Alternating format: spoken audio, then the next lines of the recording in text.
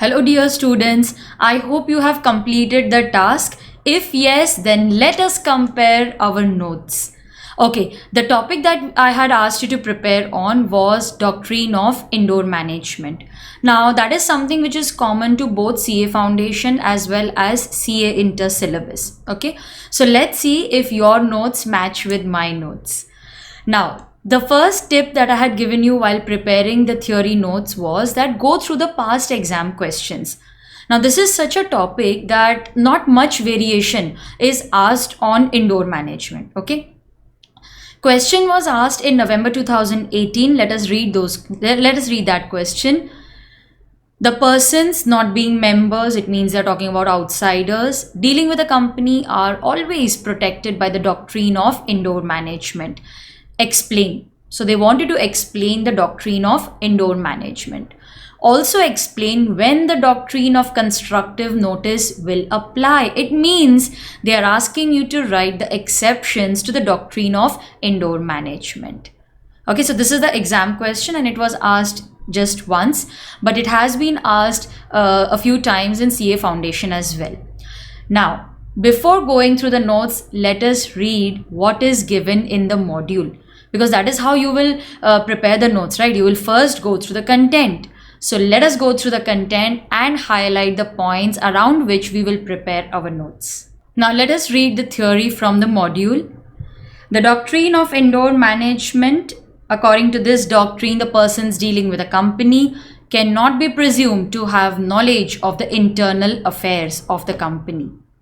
Now, the doctrine of indoor management is an exception to the doctrine of constructive notice. As per constructive notice, we presume that whatever documents are filed with the registrar become public documents. Anyone dealing with a company has read those documents and understood them in the true sense. So the doctrine of indoor management says that, okay, we agree that the doctrine of constructive notice presumes that people have knowledge of the documents, but we cannot presume that those persons have knowledge of the internal affairs of the company. They are not aware that the internal policies, the requirements of the company have been complied with. Okay, so persons dealing with a company cannot be assumed. So they have highlighted that it means the institute expects you to write this in your theory. It's highlighted. So we cannot expect the persons dealing with a company to have knowledge of what? Of internal problems of the company. Keep asking yourself questions and then decide what is to be written next. Persons dealing with a company cannot be assumed to have knowledge of what? Of the internal problems of the company. He can simply assume that all the things required to be done are properly done by the company. It means that all the procedures have been properly complied with. Now, this is the first point that I will include. They have given an example that stakeholders need not inquire whether the necessary meeting was convened, held. We can simply assume that if the company is saying that the meeting was held, all the necessary requirements, procedures of sending notice, explanatory statement, resolutions, everything has been complied with. They are entitled to take it for granted. This is highlighted. It means we need to write this in our notes. So we can take for granted, instead of writing stakeholders, you can write outsiders. They can take for granted that the company has followed those proceedings in the regular manner. So this helps the external members, it helps the outsiders. Indoor management evolved around 150 years around the doctrine of constructive notice. All right, the doctrine of indoor management, okay, it is opposed. It means it's an exception to constructive notice. The doctrine of constructive notice protects the company. So we will highlight that. And the doctrine of indoor management protects the outsiders. All right. What are the exceptions? This was expressly asked in the exam. The basis for doctrine of indoor management. We can presume that anyone dealing with we cannot presume that anyone dealing with a company knows about the intentions of the company.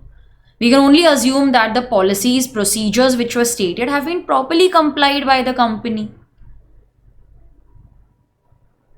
What are the exceptions? There are 3 exceptions. All 3 are very important for exam. The first exception is knowledge of irregularity.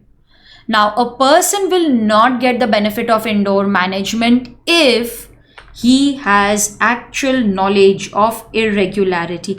How will a person know about the irregularity? He was not present inside the company. It is possible only when he was a party to that transaction. When you yourself are a party to that irregularity, it means you had knowledge of the irregularity. Okay, so in that case, indoor management will not be available. Indoor management will not be available means we are presuming you know the procedures. We are applying doctrine of constructive notice. Negligence. You had suspicion of irregularity. If you had inquired, okay, if you had put in some minimum effort, this could have been discovered. See, the material, the content which is given to you is so clear. They have already highlighted what is expected in the exam. If you would have put some effort, you could have discovered. So benefit of indoor management is not available. We will not give you any benefit on negligence. If you fail to make inquiries, if you fail to make proper inquiries, you will not get the benefit of indoor management. The third and very important point, the institute generally asks theory question on the entire part, but they can also ask you a practical question just on forgery.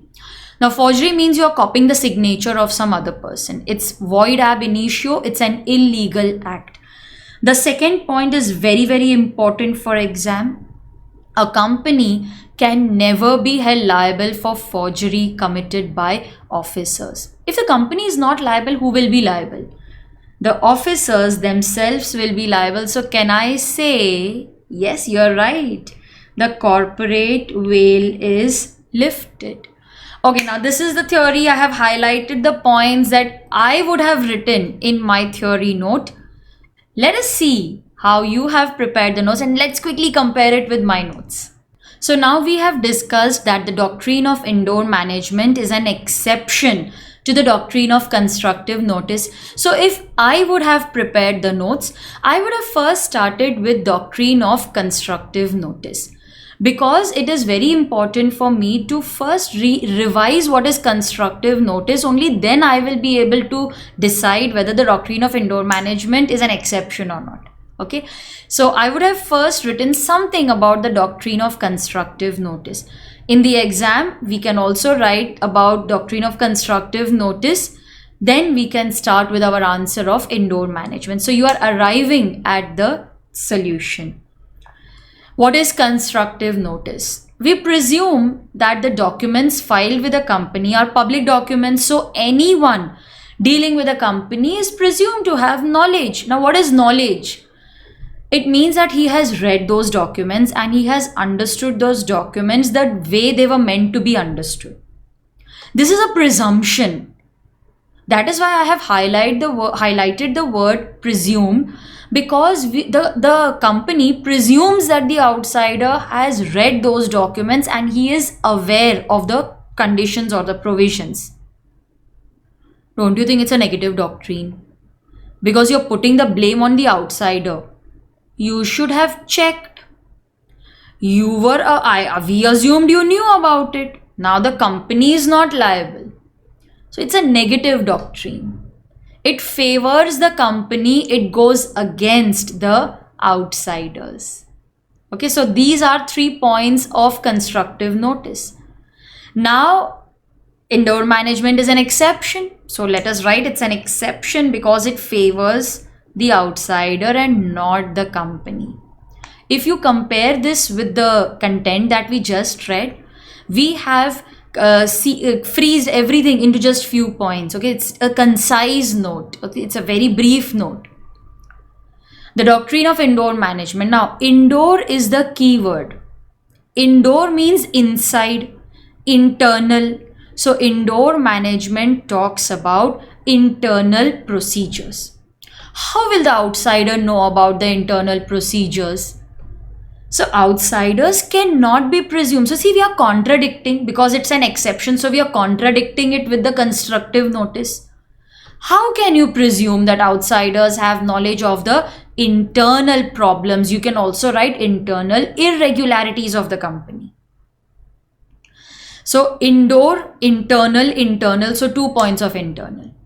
Outsiders can take it for granted that the company has followed the internal proceedings. I have picked this up from the theory, from the content.